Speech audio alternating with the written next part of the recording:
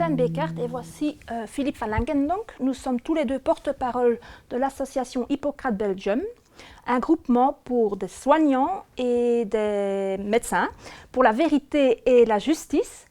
L'Ordre des médecins a sorti une nouvelle règle déontologique le 23 janvier 2021 qui dit que tous les médecins doivent absolument persuader les gens à se faire vacciner, autrement ils risquent de sanctions sévères.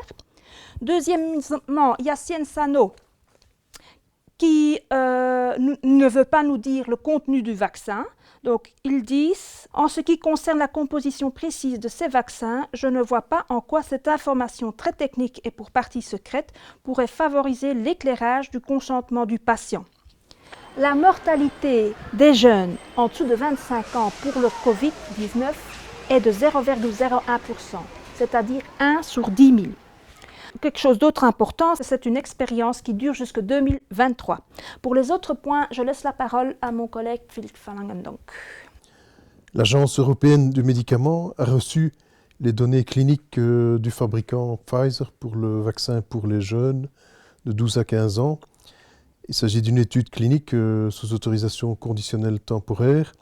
Tout le monde, directeur d'école, parents d'enfants, peuvent accéder aux documents que l'Agence européenne du médicament reproduit avec les données du fabricant, mais les données de sécurité et de danger du vaccin ont été occultées.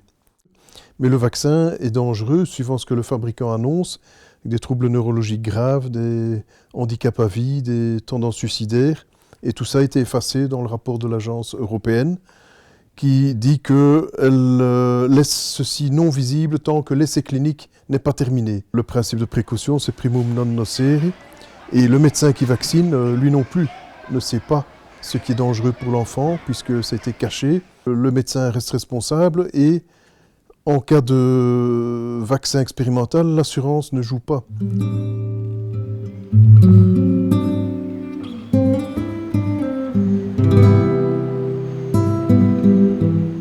Bonjour, mon nom est Paolo Crescenzo, je suis le porte-parole de l'association Droit et Liberté, une ASBL qui vise à exercer notamment des actions judiciaires, mais pas seulement, également informer de manière pertinente et indépendante les informations juridiques, mais autres également. Droit et Liberté a exercé une action judiciaire contre l'État belge par rapport à la vaccination des jeunes de moins de 18 ans en Belgique pour une série de raisons juridiques, dont notamment le non-respect de l'article 22 bis de la Constitution qui prévoit que dans toutes les décisions qui sont prises par rapport aux enfants, l'intérêt supérieur de l'enfant doit être pris en considération.